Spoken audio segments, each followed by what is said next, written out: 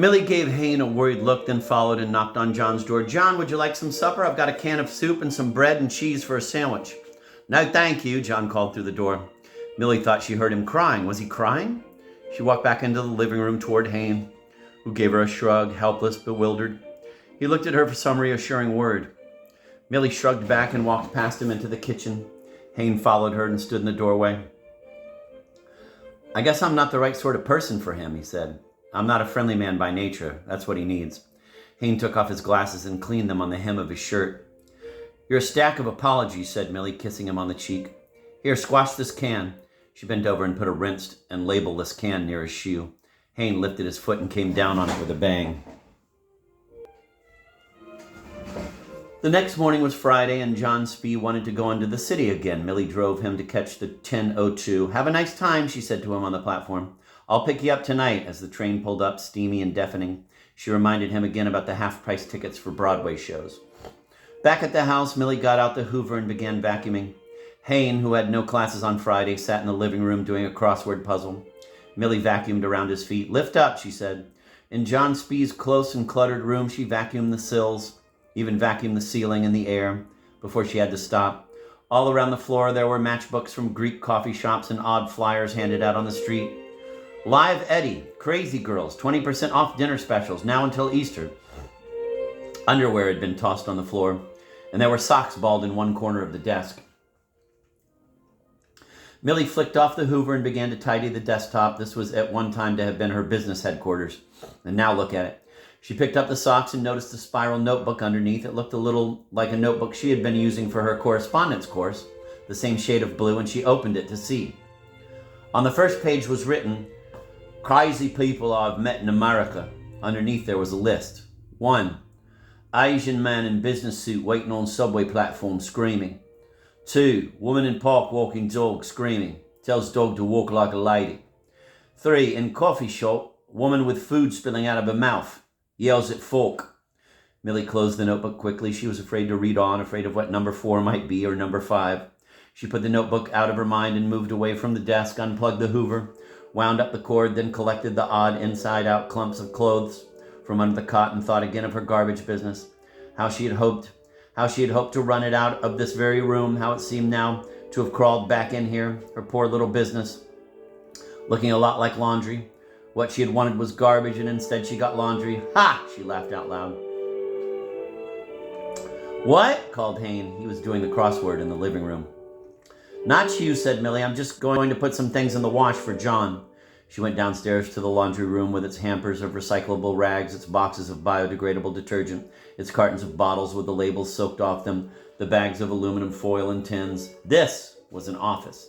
In a way, a one-woman room, a stand against the world, or for the world. She meant for the world.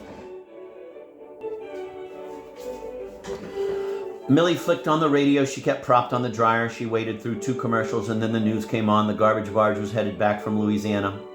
"I'll bet in that garbage there's a lot of trash," she wagered aloud. This was her distinction between garbage and trash, which she had explained many times to Hayne.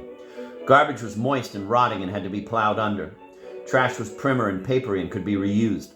Garbage could be burned for gas, but trash could be dressed up and reissued. Retissued. Recycled Kleenex, made from cheap recyclable paper. That was a truly viable thing. That was something she had hoped to emphasize. But perhaps she had not highlighted it enough in her initial materials.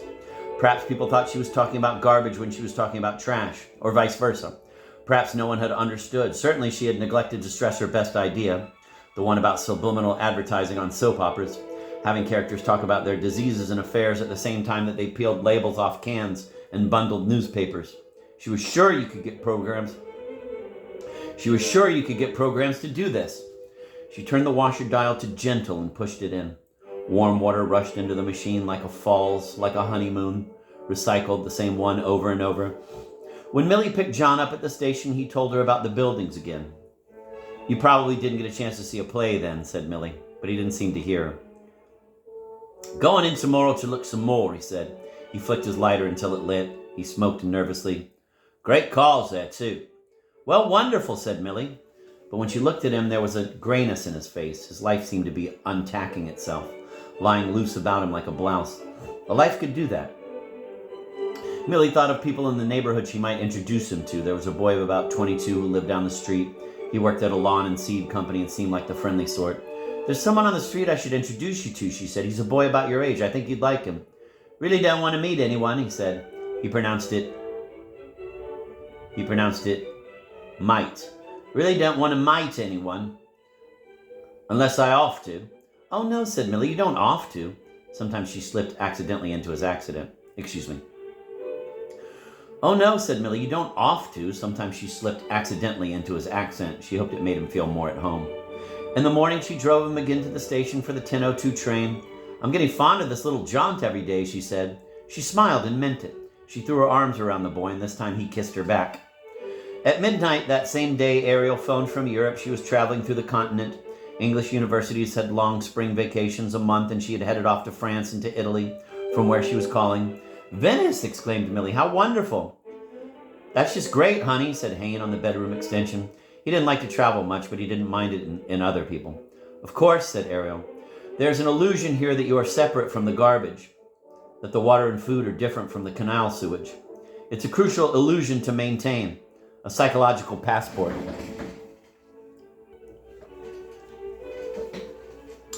A psychological passport. How her daughter spoke. Children just go so far away from you. "What's the food like?" asked Millie. "Are you eating a lot of manicotti?" "Swamp food, watercress and dark fishes. Oh, I so envy you," said Millie. "Imagine, Hayne, being in Venice, Italy." "How's John Spee?" asked Ariel, changing the subject. Often when she phoned her parents, they each got on separate extensions and just talked to each other. They discussed money problems and the other's faults with a ferocity they couldn't quite manage face to face. "All right," said Millie. "John is out taking a walk right now around the neighborhood, though it's a little late for it." "He is? What time is it?" "It's about midnight," said Hayne on the other extension. He was in his pajamas under the covers. "Gee, I miscalculated the time. I hope I didn't wake you guys up." "Of course not, honey," said Millie. "You can phone anytime." "So it's midnight and John Spee's walking around in that depressing suburban neighborhood? How frightening." Ariel's voice was staticky but loud. The thoughtless sing-song of her words sunk its way into Millie like something both rusty and honed. "Is he alone?" "Yes," said Millie. "He probably just wanted some fresh air. He's been spending all his days in the city. He keeps going to the top of the Empire State Building, then just walks around looking at other tall buildings and the cars. He hasn't been to any plays or anything." There was a silence. Hayne cleared his throat and said into the phone, "I suppose I'm not the best sort of person for him. He probably needs a man who is better with kids. Somebody athletic, maybe." "Tell us more about Italy, dear," Millie broke in. She imagined Italy would be like Florida, all colors and light, but with a glorious ruin here and there, and large stone men with no clothes but with lovely pigeons on their heads. Perhaps there were plays. "It's great," said Ariel. "It's hard to describe." At 12:15 they hung up. Hayne, because he was reading the scripture the next morning in church, went off to sleep. But Millie was restless and roamed the house, room after room, waiting for John to return. She thought about Ariel again, how much the girl's approval had come to mean to her, and wondered how one's children got so powerful that way. The week before Ariel left for England, the two of them had gone to a movie together. It was something they had not done since Ariel had been little, and so Millie had looked forward to it, like a kind of party. But during the opening credits, Millie had started talking. She started to tell Ariel about someone she knew who used to be a garbage man, but who was now making short industrial films for different companies. He had taken a correspondence course. "Mom, you're talking so loudly," Ariel hissed at her in the dark of the movie theater. Ariel had pressed her index finger to her lips and said, "Shh," as if Millie were a child. The movie had started, and Millie looked away, her face crumpling, her hand to her eyes so her daughter couldn't see. She tried to concentrate on the movie, the sounds and voices of it, but it all seemed underwater and far away. When afterward, in a restaurant, Ariel wanted to discuss the film, the way she said she always did, an intellectual discussion like a college course, Millie had just nodded and shrugged. Occasionally she had tried to smile at her daughter, saying, "Oh, I agree with you there." But the smile flickered and trembled, and Ariel had looked at her at a loss, as if her own mother were an idiot who had followed her to the movie theater, hoping only for a kind word or a dime. Millie looked out the guest room window, John Spee's room, into the night to see whether she might spy John circling the house or kicking a stone along the street. The moon was full, a porthole of sun. and Millie half expected to glimpse John sitting on someone's front step, not theirs, kneecaps pressed into the soft bulges of his eyes. How disappointing America must seem, to wander the streets of a city that was not yours, a city with its back turned to a boy from far away and step ashore here. One's imagination suddenly so concrete and mistaken. How could that not break your heart? But perhaps, she thought, John had dreamed so long and hard of this place that he had hoped it right out of existence. Probably no place in the world could withstand such an assault of human wishing. She turned away from the window and again opened the blue notebook on the desk.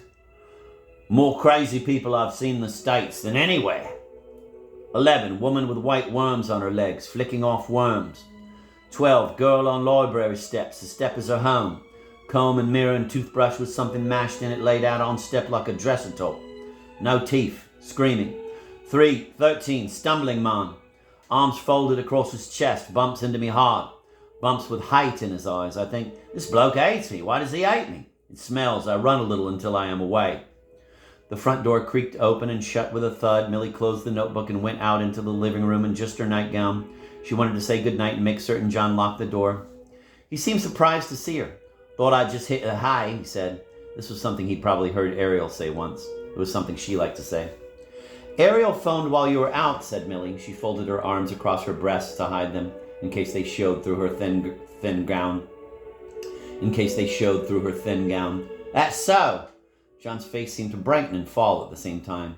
He combed a hand through his hair, and strands dropped back across his part in a zigzag of orange. She's coming home soon, is she? It occurred to Millie that John didn't know Ariel well at all. No, she said. She's traveling to the continent. That's how Ariel says it. On the continent. But she asked about you and says hello. John looked away, hung up his coat in the front closet on a hook next to his baseball cap, which he hadn't worn since his first day. Thought she might be coming home, said John. He couldn't look directly at Millie. Something was sinking in him like a stone. Can I make you some warm milk? Asked Millie. She looked in the direction John seemed to be looking, at the photographs of Ariel. There she was at her high school graduation, all formal innocence, lies snapped and pretty. It seemed now to Millie that Ariel was too attractive, that she was careless and hurt people. I'll just go to bed, thanks, said John. I put your clean clothes at the foot of it, folded, said Millie. Thank you very much, he said, and he brushed past her, then apologized. So sorry, he said, stepping away. Maybe we can all go into New York together next week, she blurted. She aimed it at his spine, hoping to fetch him back. He stopped and turned. We can go out to eat. Oh, excuse me, that's not his voice, sorry. We can go out to eat, she continued, and maybe take a tour of the UN. She'd seen picture postcards of the flags out front, rippling like sheets, all that international laundry, though she'd never actually been. Okay, said John. He smiled. Then he turned back and walked down the hall, trading one room for another, moving through the past, leaving Millie standing there, the way when, having decided anything once and for all, you leave somebody behind. In the morning, there was just a note and a gift. Thank you for lodging me. I decided early to take the bus to California. Please do not think me rude. Yours kindly, John Spade. Millie let out a gasp of dismay. Hayne, the boy is gone. Hayne was dressing for church and came out to see. He was in a shirt and boxer shorts and had been tying his tie. Now he stopped, as if some ghost that had once been cast from the house had just returned. The morning scripture was going to be taken from the 3rd chapter of John, and parts of it were bouncing around in his head like nonsense or a chant. For God so loved the world. John Spee was gone. Hayne placed his hands on Millie's shoulders. What could he tell her? For God so loved the world? He didn't really believe that God loved the world, at least not in the way most people thought. Love, in this case, he felt, was a way of speaking, a metaphor. Though for what? He didn't exactly know. Oh, I hope he'll be okay, Millie said and started to cry. She pulled her robe tight around her and placed one hand over her lips to hide their quivering. It was terrible to lose a boy. Girls could make their way all right, but boys went out into the world, limping with notions, and they never came back. It was a month later when Millie and Hayne heard from Ariel that John Spee had returned to England. He had taken the bus to Los Angeles, gotten out, walked around for a few hours, then had climbed back on and ridden 6 straight days back to Newark Airport. He had wanted to see San Francisco, but a man on the bus had told him not to go, that everyone was dying there. So John went to Los Angeles instead, for 3 hours. Can you believe it? Wrote Ariel. She was back in Warwickshire, and John sometimes dropped by to see her when she was very, very busy. The gift, when Millie unwrapped it, had turned out to be a toaster, a large one that could toast 4 slices at once. She had never seen John come into the house with a package, and she had no idea when or where he had gotten it. 4 slices, she said to Hayne, who never ate much bread. What will we do with such a thing? Every night through that May and June, Millie curled against Hayne, one of her hands on his hip, the smells of his skin all through her head. Summer tapped at the bedroom screens, night sounds, and Millie would lie awake, not sleeping at all. Oh, she sometimes said aloud, though for no reason she could explain. Hayne continued to talk about the historical Jesus. Millie rubbed his shins while he spoke, her palm against the dry, whitening hair of him. Sometimes she talked about the garbage barge, which was now docked off Coney Island, a failed ride, an unamusement. Maybe, she said once to Hayne, then stopped, her cheek against his shoulder. How familiar skin flickered in and out of strangeness. How it was yours and no matter, no mere matter. Maybe we can go someplace someday. Hayne shifted toward her, a bit plain and a bit handsome without his glasses. Through the window, the streetlight shimmered a pale green and the moon shone woolly and bitten.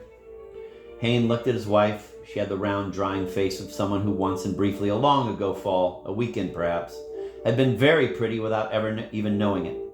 You are my only friend, he said, and he kissed her, hard on the brow, like a sign for her to hold close.